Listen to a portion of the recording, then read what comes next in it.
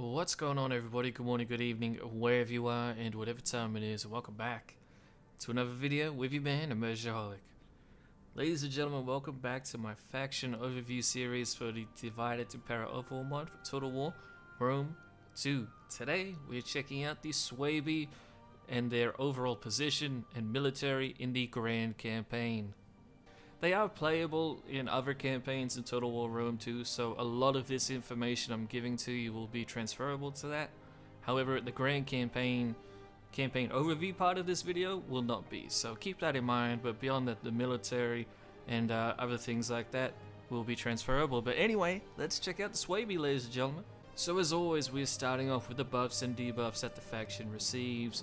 The Swabi are part of the Germani cultural group, of course, which means that they share the following with the Cimbri and the Lugos. They have the Terrors of the Night perk, which gives them a option to always be able to fight night battles. This is very, very powerful. This means that you'll be able to avoid fighting multiple stacks of enemy armies if you so wish, with the only downside being that it will be slightly dark, but that isn't much of an issue for you unless you're playing with a very dark reshape, but you can always adjust it mid-battle. So that is a very powerful perk indeed, very nice to have. The other perk that you share with the other two Germanic factions is the Free Peoples perk, which gives you an increased population growth for your Degunthos social class, which is basically your warrior's social class, which is very, very, very nice. To have such a specific buff tailored towards the social class that you'll need in the late game a lot, that's going to be super helpful for you. This will be the social class that is responsible for most of your high tier units, not your elites will be even above that, but this will be where you'll be producing a lot of your very, very good solid infantry from. But of course you also have other social classes, but that is another discussion entirely. So what did the Swabi themselves get? So you share those two perks with the other two Germanic factions. However, you get the following buffs and debuffs for the Swabi themselves. You have the Woodland Warriors buff, which gives an increased morale in forests, which is very nice because obviously being in Germania, you'll be fighting in a lot of forested terrain for the majority of your campaign. Once you break out of Germany and start getting into Italy and maybe down towards Greece and such, there won't be as much forest, but by that point it won't matter because you'll be that powerful. So it's going to be very nice. Moving forward, you also have the Great Migrators perk, which gives you a reduced building conversion cost, which is not an amazing buff, but it's actually quite helpful because once you expand out of Germania, you'll be needing to convert the buildings of the cultures that you take over. So it's always a welcome buff, but it's not a game-changing buff like the Terrors of the Night perk is, in my opinion, but it's still quite good. However, you do have the Prohibitive Traders debuff, which means you have a penalty to trade income.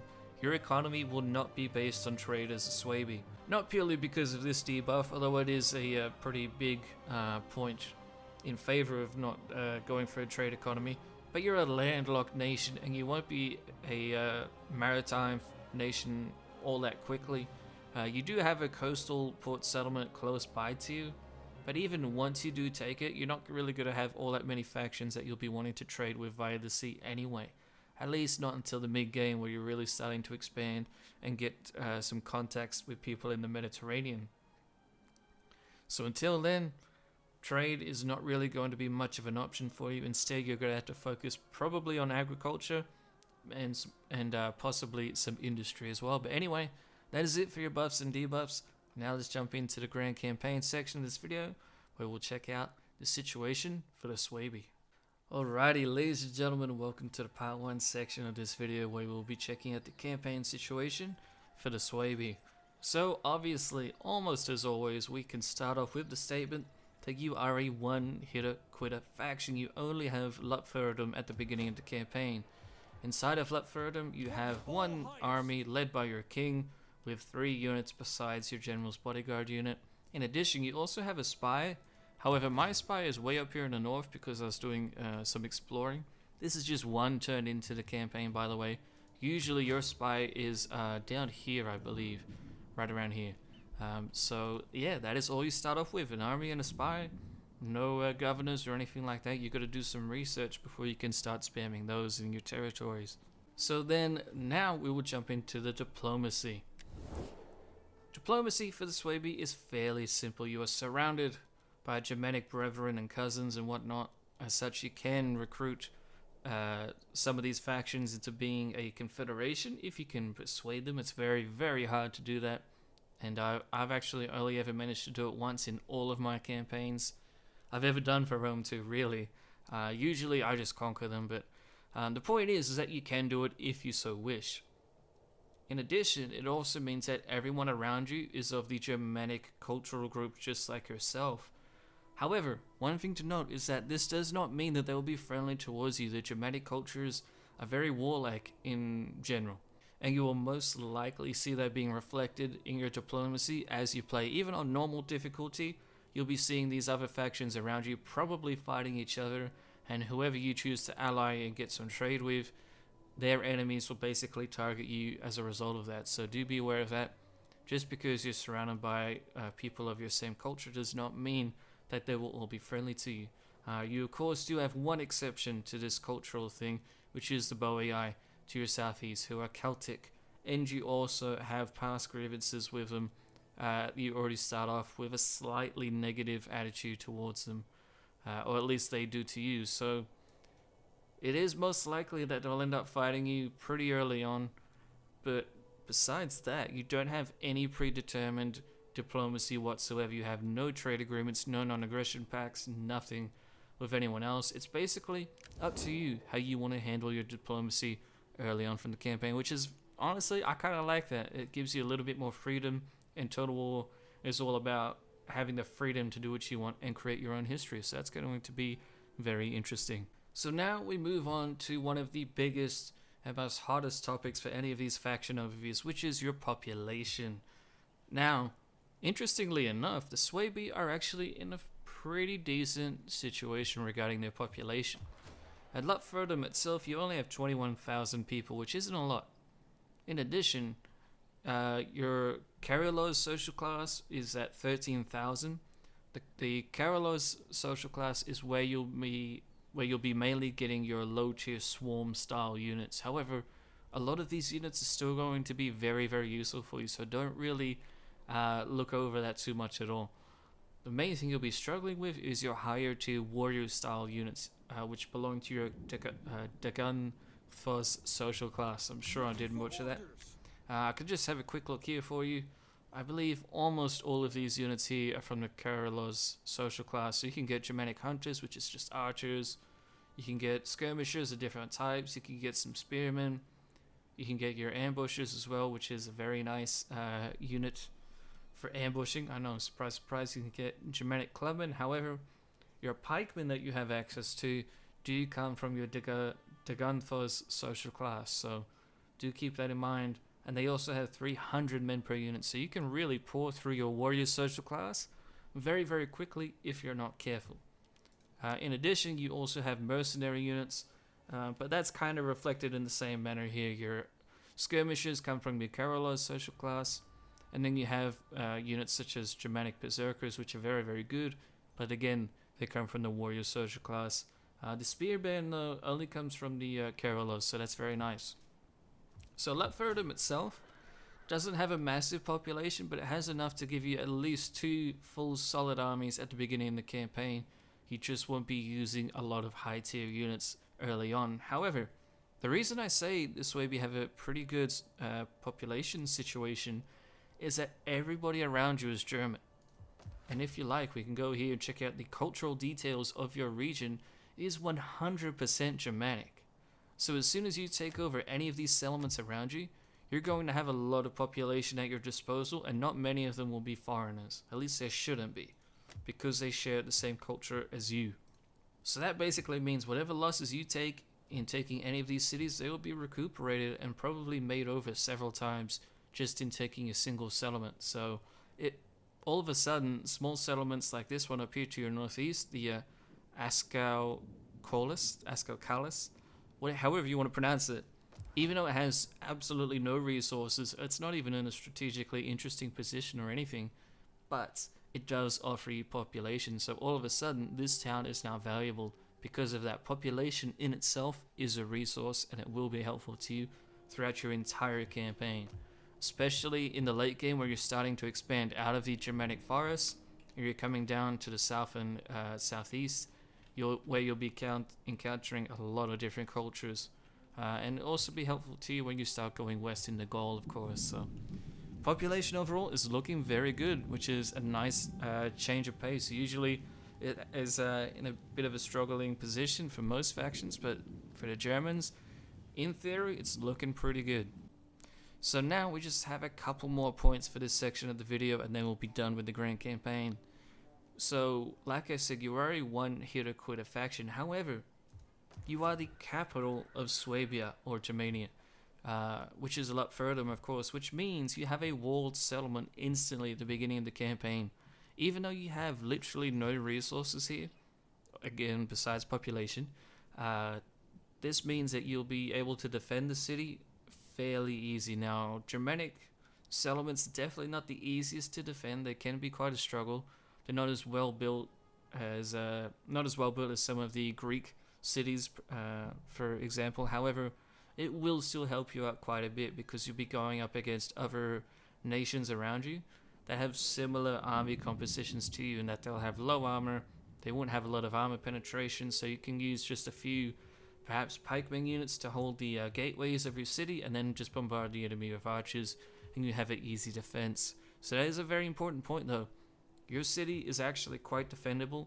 You can send out your full stack armies to go and take new territory, while you leave a general here with just a few extra units to complement the garrison. So that will be very nice for you.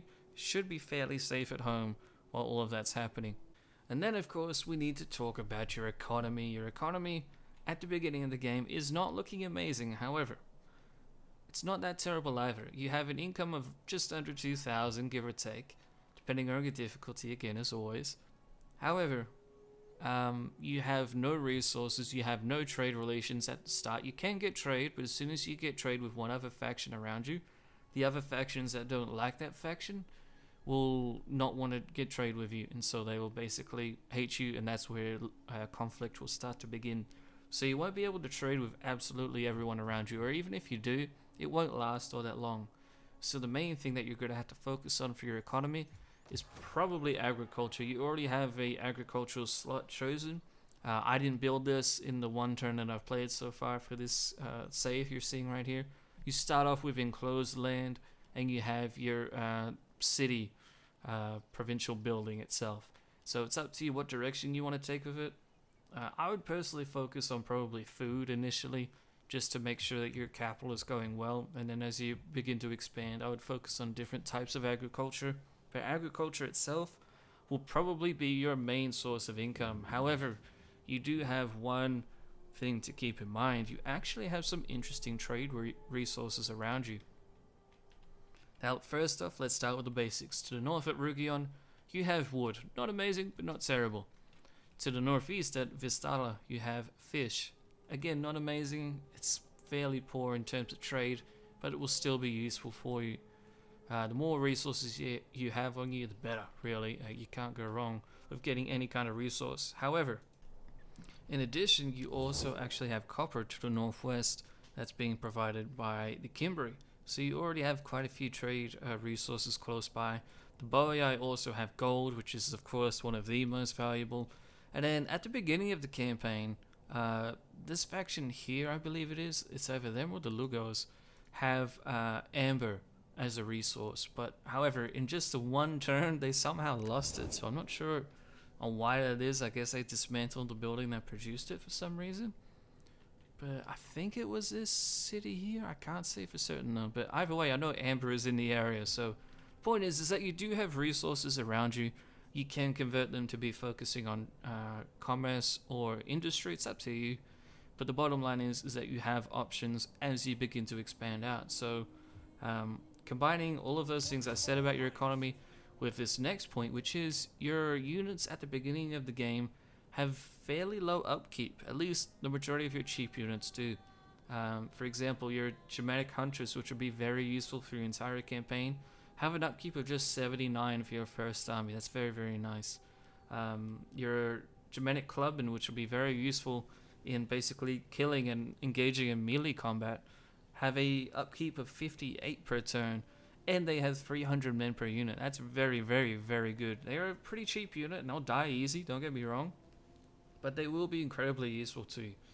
One of your best units you can get instantly is the pikeman unit, and they have an upkeep cost of 195. That is a little bit more pricey, but you are paying for what you get, and you do get a very good unit that will win you a lot of battles if you can coerce the enemy army to basically attack you in the way that you need it to. But beyond that, that is basically all I have to say for your economy. It's not looking terrible, but it's not looking too bad either, especially if you play your cards right. You can have a pretty solid economy once you begin steamrolling the other Germans around you. And so that brings me to my final point for the Grand Campaign overview here, which is your king is actually quite old at the beginning of the campaign. King Threadwald here is actually 35 years old, which is very different. At least it's fairly different. I've seen some factions that have a fairly middle-aged style king or ruler. However, this could be very challenging depending on what kind of random buffs or basically personality traits that these other political parties get. It could be very challenging, or in the instance of this campaign, it could be fairly mediocre, not all that much of a big deal at all. Basically, it means if your character is already 35, he's not really going to have a lot of children, especially if he dies in combat, obviously. But you don't have a lot of time to get kids produced, and so to continue your family lineage. So you do need to get on top of that as quickly as you can. Especially if your other political parties are not loyal, you don't want to have to deal with losing your king and having no heir shortly after that, and then having disloyal parties after that as well. And then it's also worth noting that you are a chiefdom at the beginning of the campaign, which is, it's fine, it's not really a big deal. It doesn't give you all that many buffs or debuffs. In fact, we can look quite quickly if we just click on this. Here are the buffs and debuffs you get as a chiefdom. The -5 loyalty for all political parties is a bit of a pain in the butt, but it shouldn't make or break your game. If you need that 5 loyalty to make sure your political rivals aren't basically causing civil wars, then you're probably playing on a very hard difficulty, and that means that you're going to get civil wars regardless, really. Good luck with that is all I'm saying. But anyway, that's it. That's all I have to say about Swabi for this section of the video. So now let's jump on into the military of the Swabi and see what they have to offer. Alrighty, ladies and gentlemen, welcome to the part 2 section of this video where we'll be checking out the military of the Swabi. Now once again, we will not be checking out the navy of the Swabi. Unfortunately, they fall into the category of many other factions that have a terrible navy. All you have is basically 3 melee ships, including your admiral unit, plus 1 skirmisher unit for your navy. That's pretty much it. So basically the bottom line is don't use your navy if you can avoid to do so. However, it isn't the worst that there is. There are far worse navies, surprisingly enough, so use them if you have to, but I really would recommend you try to avoid naval battles as a Swabi. So there is a couple things that we need to get out of the way before we start examining each and every single unit, and that is, first off, almost every single one of your units has a resist cold perk, which means that they will perform better in the cold, and the cold shouldn't adversely affect them. This doesn't mean that they will be able to endure the campaign harsh winters that can occur, especially in the north, around Scandinavia and northern Germany. So do be careful of that. But in general, when you're fighting in the snow, it shouldn't hinder your units at all. Another thing to note is that quite a lot of your units have stealth traits. Notice I say traits, not just a trait. That's right, there is multiple that they can have. One of them is basically being hidden anywhere on the battle map, which is very helpful. Quite a few of your units have this. Another one is that you have guerrilla deployment for quite a few of your infantry units. Again, I'll point these units out as we progress through this section of the video, but I just want to reiterate that now. And then another point I want to mention is that a lot of your units have a perk that makes them hidden on the campaign battle map. So if you're looking at, so basically if you're playing as another faction other than the Swabi, you send a spy near one of their armies, you won't be able to see these units because they're hidden, completely hidden on the battle map. At least that is what the perks are saying for these units. So that is going to be very helpful for you if you're in a head-to-head campaign in multiplayer or something. It's not going to be all that helpful if you're going up against the AI. They'll probably still do whatever they feel like doing anyway. And then as for the rest of the generalized statements, well, we will get to them as we continue. So now let's jump right on in. This is your King's Guard. This is one of your 3 options of a bodyguard unit. It's definitely not your best unit. I chose this because it's literally called the King's Guard, and it feels like it's the most fitting to be a personal bodyguard unit. You also have a not low tier, but you have a decent swordsman unit available. In addition, you also have a cavalry unit available that we'll get to in a little bit. So this is your very good looking King's Guard unit. They don't have too many special abilities. They do have the shield wall ability though, so that's actually quite nice. The shield wall is different to a phalanx though, so do keep that in mind. They will not be forming a phalanx for you. However, they're still going to be very useful in lasting for quite a while in defense. When they are not in the shield wall though, they only have an armor of 28, and this is sadly the highest any of your units get to is 28 in armor, which is really, really pathetic to be honest. The stat itself isn't bad, but when you're considering that this is the best it gets for you, that's when it's bad. And so a lot of your units have either 1 armor or none at all, or some are around like low 10 to 14 armor.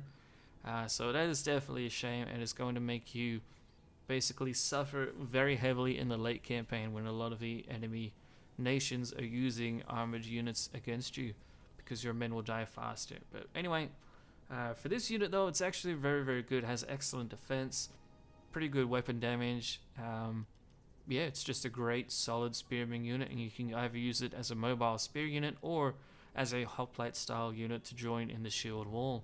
But anyway, we have quite a few units to get through, as you can see here, so let's jump on into your skirmishers now. Unfortunately, quite a few of your skirmishers are fairly generic, so we'll only cover them briefly.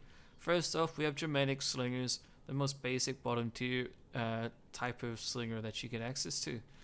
They don't really have anything special about them. A melee attack of 6 is still quite bad, but your melee defense of 2 is horrendous, so having a melee attack of 6 doesn't seem all that bad now, huh? But anyway, they also only have a range of 165, which is kind of low and a little disappointing, so keep that in mind.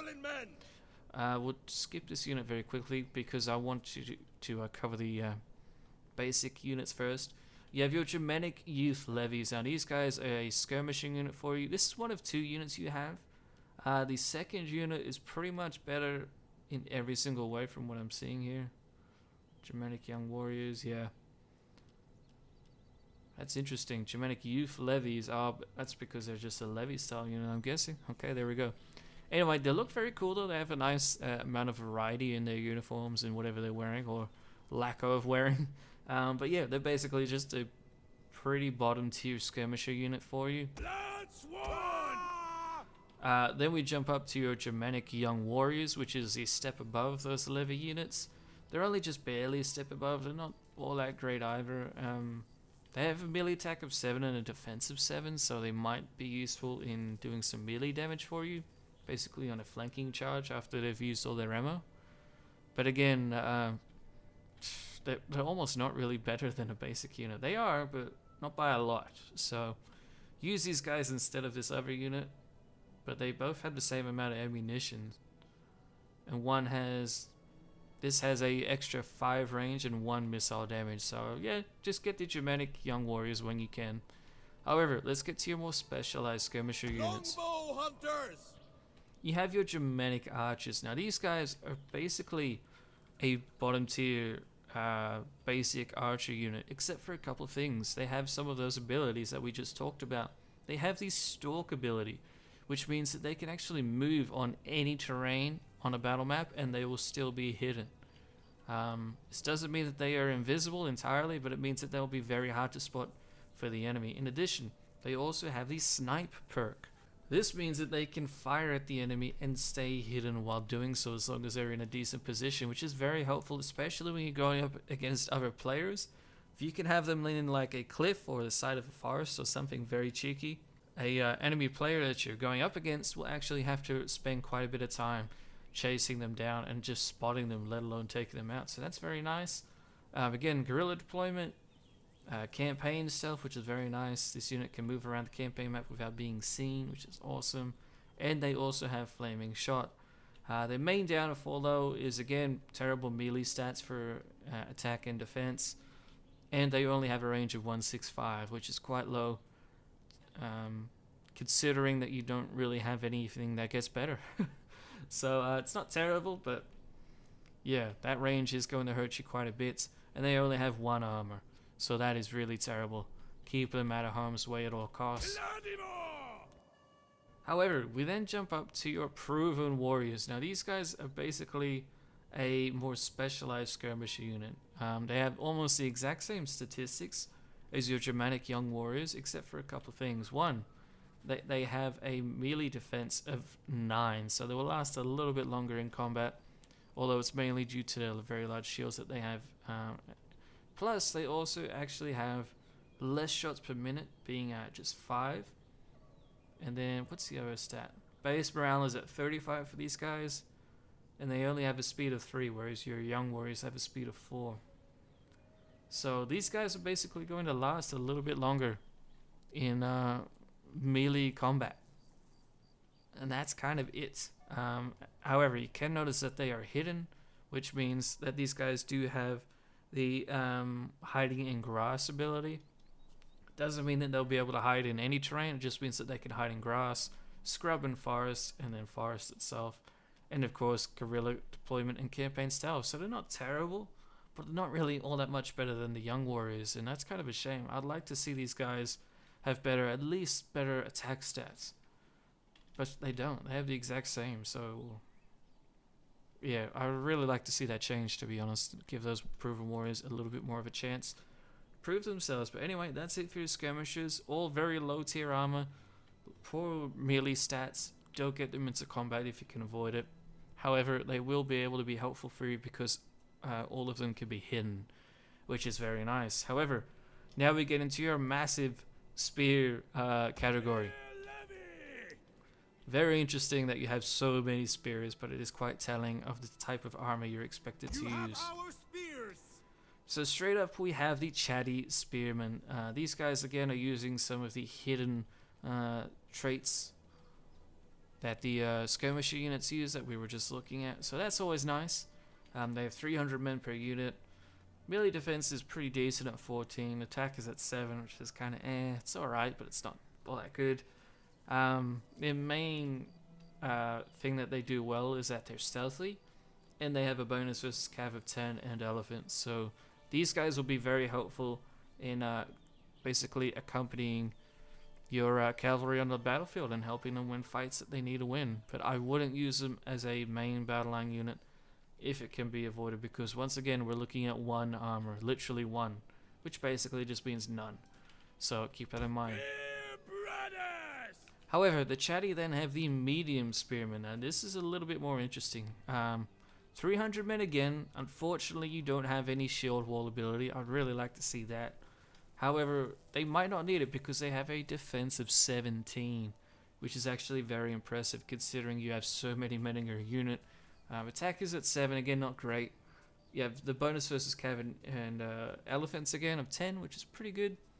However, the main difference between these guys and the last chatty spearman is the armor. Here you actually have armor of 15. Still isn't very good, but it's better than having an armor of 1. So I would use these guys at all, at any chance you can, compared to the other spearman unit. The only real thing that this unit has over them is that they have more stealth traits, which to me, in my opinion, it's not really going to be all that useful for a spear unit like this. You'll want this unit to accompany your cavalry, and as such they'll be running around a lot, following your cav around to try and help them.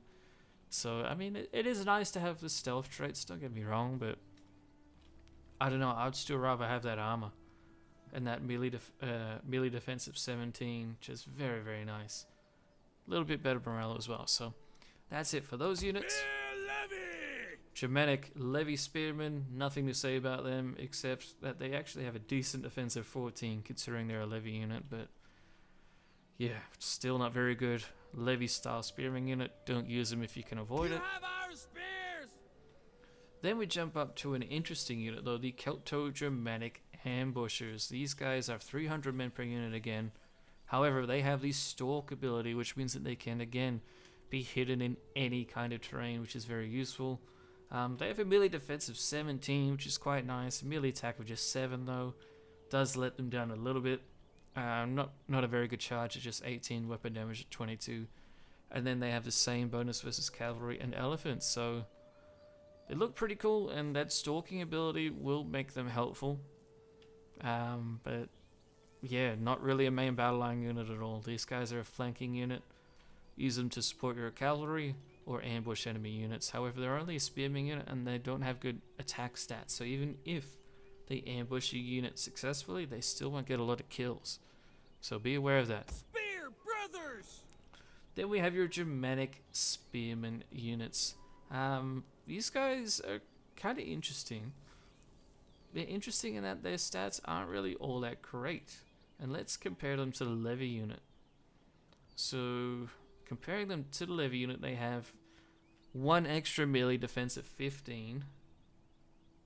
And then they have a base morale of 43 compared to 39. So they're almost the same as a Levy unit, except for those 2 statistic changes. And the Germanic Spearmen also have a few extra abilities, such as guerrilla deployment and hiding in grass and forest and shrubs. So they'll be a little bit more stealthy for you.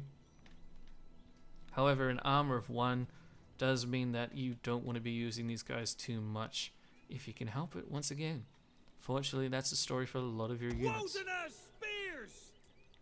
We then move on to your proven spearmen. Now these guys are a step up from the previous Germanic spearmen.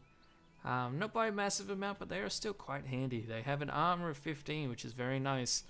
It means that these guys will not die instantly to skirmisher fire. They have decent shields, which means that they have a melee defense of 18, which is very, very high now. Especially considering, once again, they have 300 men per unit. So these guys, this is something that you might want to consider using for a main battle line unit in the early game. It's up to you if you want to. But I would more so use them as like a first line, and then you have a second line behind them, perhaps. That's a little bit better, like your pikemen. But these guys can be very helpful indeed. Once again, they have some of these stealth traits that some of the other units do. I'm not going to list them out every single time for the sake of time. But anyway, point is that they're stealthy, they have good defense, they have some okay-ish armor, and they have an okay attack of 8, but they have bonuses versus cav and elephants, so very nice indeed. And then we have the naked spearman units.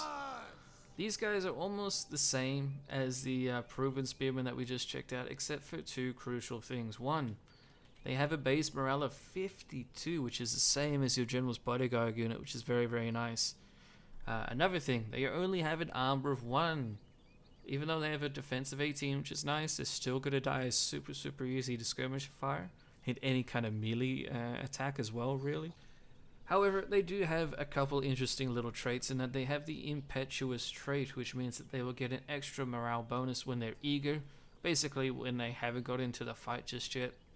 And then another thing to note is that they have the immune to fear trait, which means that any units that they're fighting against that have the trait that makes them inflict extra fear upon the enemy, these guys won't be affected, so they will basically last a lot longer than any of your units when it comes to morale.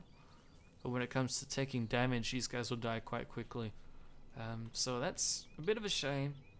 I would kind of like to see their attack be buffed a little bit, or at least give them some armor penetration or something, because I would rather have the unit that has better armor, to be honest.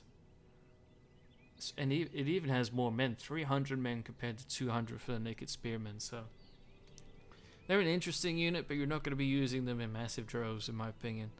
At least not from what I can tell. However, now we move on to the cream and butter of the Swabi. At least one of the creams and butters you get. Which is the Marcomanes Marcomanos pikemen, or the Marcomanni pikemen. Wow, I just butchered that. These guys are going to be insanely useful. Of course, they have the hoplite phalanx formation, which means that they will have their pikes facing down towards the enemy once they stop yelling. Fire out! Shut up, boys. Calm, bloody farms.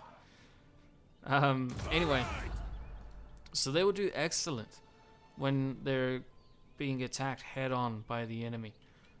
In addition to that, they also have a very good attack of 13, which is actually very nice. Weapon damage of 24, a melee defense of 11, which is pretty impressive considering that they are that they have a good attack and that they don't really have very good armor. Their armor is at 15, so that melee defense combined with that armor will help them last for quite a while in melee combat.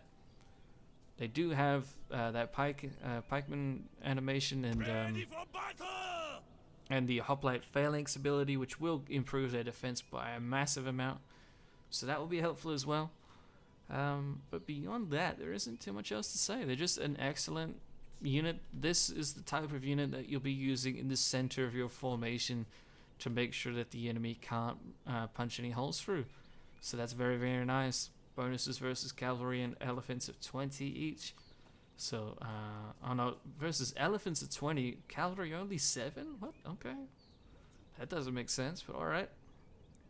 I'm not sure if that's accurate, but we'll go with that. But bonus versus elephants 20 at least, so that's nice. But yeah, these pikemen are going to be fantastic for you. 300 men per unit, which is monumental. Use these guys as much as you can in your main battle line.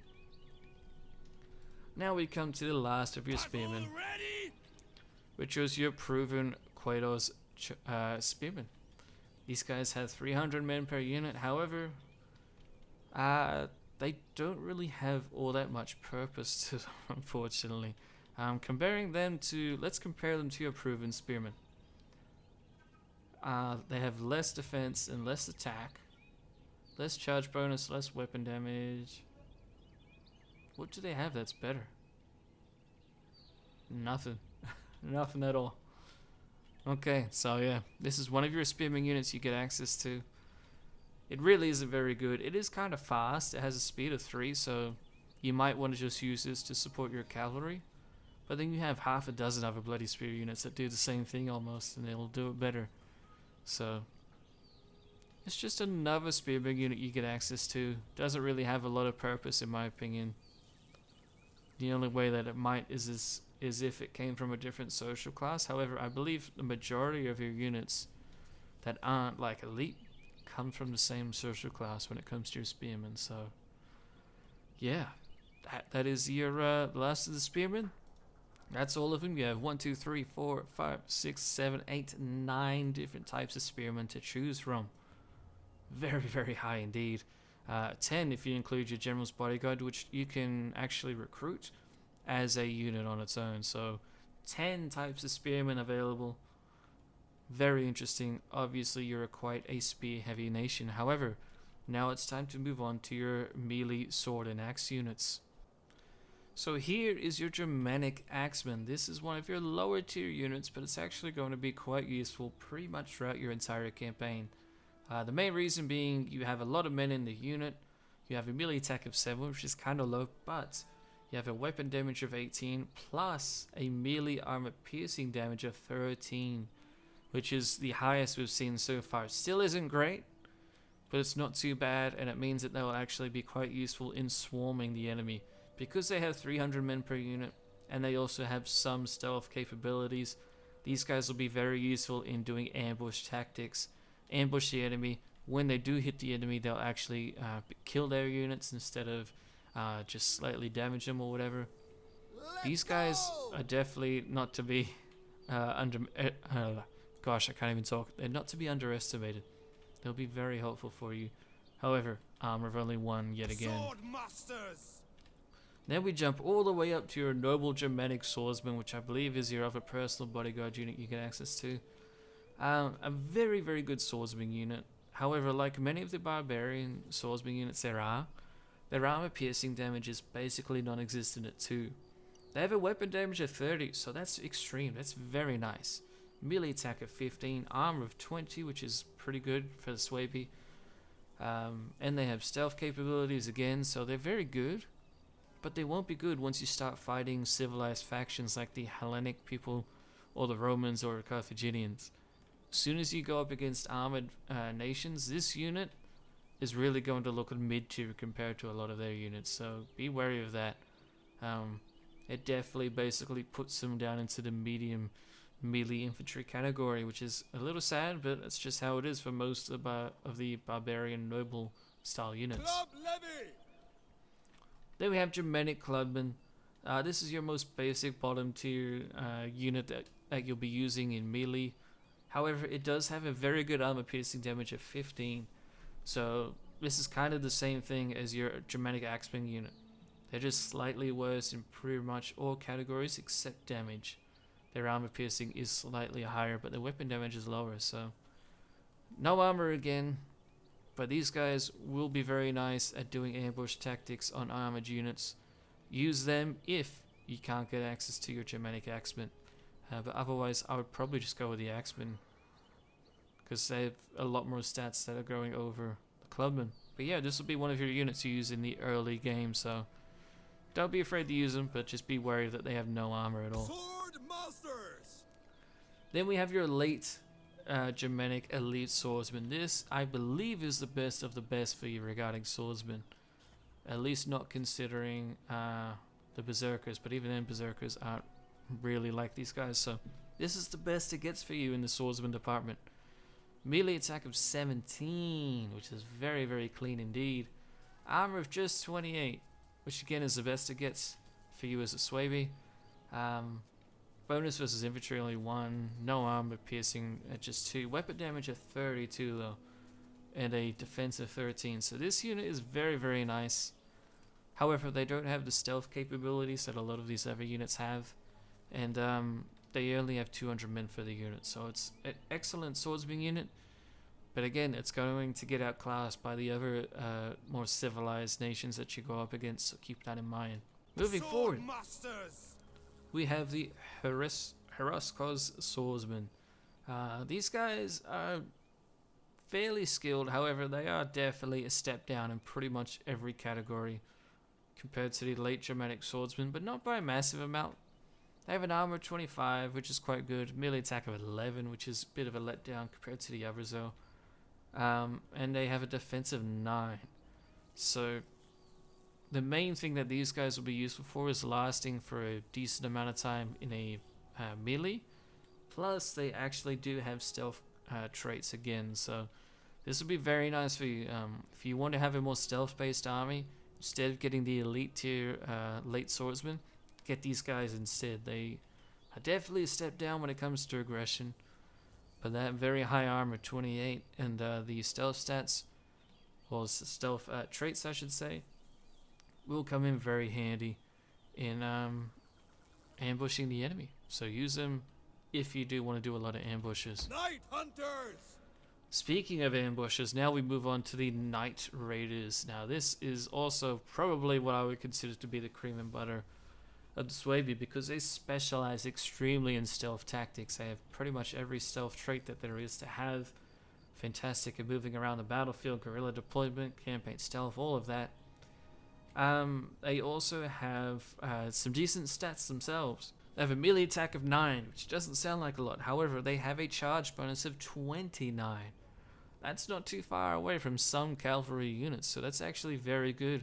They have an armor piercing damage of 14, weapon damage of 19, melee defense of 10, no armor. So once again, we're seeing no armor at all, but what we are finally seeing is that these units will be very good on the charge. Not only will they ambush the enemy easily, but once they do and they charge into them, they'll be devastating on the charge, and give them a few seconds after that and they'll do a little bit more damage too. So use these guys when you can. They'll be very, very useful for you in doing ambushes. They will bleed for us. Then we jump up to your early Germanic elite swordsman. This is basically a step back from your other late Germanic elite swordsman, which is why they basically share the same name, except one's early and one's late. The early unit does have only an armor of 15 compared to 28 for the late one. Comparing the stats of the two though, it looks like the early unit has worse stats in every single category. Pretty much, except for once again, these guys have stealth traits, while the others do not. So a lot of the time we're starting to see that your units might have stealth capabilities, but that means that they're sacrificing in certain statistics. So you really need to take that in mind when you're creating your armies. Do you want an army that's going to specialize in only ambushing the enemy? Or do you want a unit, or a army I should say, that is going to have units that will form a battle line for you and fight a little bit more conventional? That's up to you. But that unit will help you a lot in your ambushing. Now we're coming up to one of the interesting highlights of the Swabi, which is of course the Germanic Berserkers. These guys are vicious, they are savage, and they are incredibly powerful, and you will be needing to use them throughout your whole campaign. They have a whopping melee attack of 15, which is very nice. However, you combine that with a charge bonus of 33. This is almost the same as some low tier cavalry, which is very, very incredible. They have a weapon damage of 25, an armor piercing of 11, and for some reason they have a massive bonus against elephants versus 20, but no real bonus against infantry or cav, only 2 each. They have a base morale of 59, plus they have the immune to fear trait, which is very nice. However, they also have the scare everyone trait. This trait will do what it says. It will scare all of the enemy units around them, which is going to be very nice. The main downfalls with this unit though are that they don't have any defense at only 4, they have literally no armor at just 1, and they have no stealth capabilities. So if you do want to use these guys in an ambush, hide them in the forest or something like that. Basically just hide them like you would any conventional style unit, but unfortunately they just do not have any of the stealth traits. If they did, that would be pretty insane. They're already extremely powerful. They look incredibly baller. You can't tell me that you're not at least somewhat intimidated by these blokes. They're looking pretty incredible. But anyway, that's it for your infantry. Obviously very tailored towards stealth in general. However, you're also very tailored towards having a lot of spearmen in your armies. Or you can also have quite a few clubman style units. You have some swordsman units as well, but they're a little bit more elite, and you won't have full armies of them early on. That will be a little bit more of a mid to late campaign thing for your higher tier swordsman.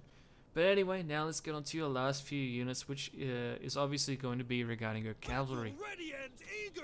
Here you have your Celto-Germanic cavalry, a skirmisher unit for you, and probably the better out of the 2 skirmisher units that you do get. However, they do only have a speed of 6. But keeping that in mind, they actually have an armor of 28, which is very, very good indeed. Melee attack of 12, defense of 9, charge bonus of 40, weapon damage of 20, armor piercing damage of 12. So these guys will be super useful in dealing with enemy cavalry units. They'll be doing very good on the charge as well. This is one of your more versatile units that you get access to, and I would always recommend you get a couple of them in your armies. If you can't though, then you get the Germanic light cavalry. These guys are obviously skirmishers as well. Skirmishing wise, they have almost the same stats as the previous unit, except they have a higher shots per minute rate. They don't do as well in melee combat, with only an attack of 8 and a defense of 7 compared to an attack of 12 and a defense of 9. In addition, they only have an armor of 4, which basically means that they don't have armor. Not really. But their main saving grace though is that they have a whopping speed of over 8, which is going to be very useful for you in chasing down enemy light units and enemy skirmishers and other enemy light cavalry. But that's it for your skirmishing department. Pretty decent options considering your lack of cavalry. Not too bad at all. But now we jump over to your last 2 units, which is your Germanic heavy cavalry. This is one of your general's bodyguard units and will probably be the main one that you'll be using throughout your entire campaign. They have very good stats overall.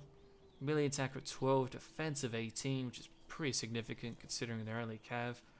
Charge bonus of 51, armor 28. However, the weapon damage is at 27, but armor piercing is only at 6. So these guys will be incredible though. They'll be very useful. They'll deal with enemy cavalry fairly well.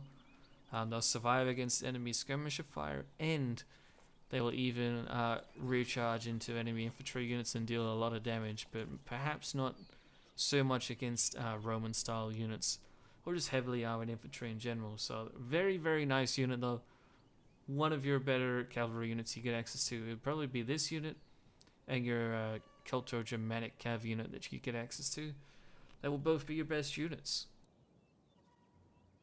But anyway, your last unit is your Germanic medium cavalry. This is basically a step down compared to that Germanic heavy cav in every single way, except for one thing, and that is that they have 120 men in their unit compared to 100 in the heavy cavalry unit. But besides that, their stats are just lower basically across the entire board, except for speed.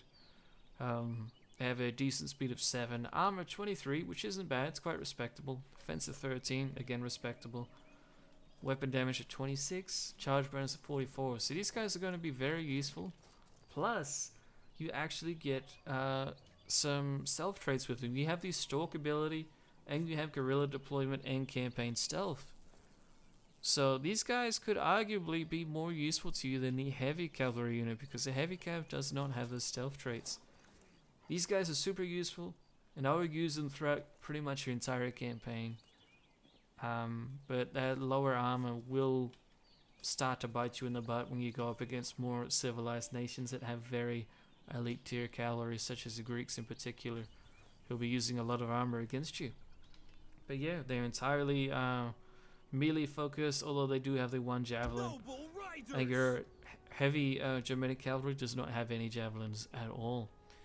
But anyway, ladies and gentlemen, that's it for the Swabi military roster.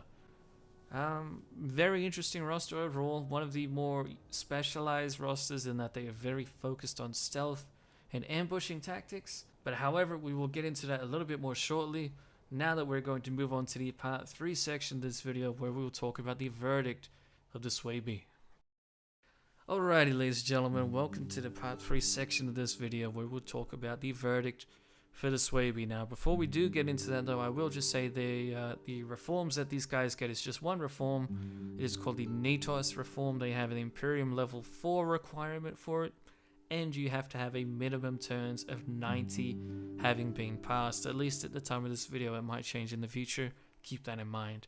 But anyway, now that we briefly cover the reforms, the verdict of the Swabi. Well, what is the go with the Swabi? In my opinion, overall, they're a very, very good faction to be serving as an introduction into playing Germanic, or just any kind of barbarian faction. While all barbarian factions are different in their own unique ways, especially the Swabi being so focused on stealth, because you're in such a pretty solid position at the beginning of the campaign, in my opinion, it's going to be quite easy to begin and start rolling up your neighbors fairly early on. And as a result of that, I think they're going to be a great introduction into anyone who's new to playing Germanic, or basically barbarian factions in general.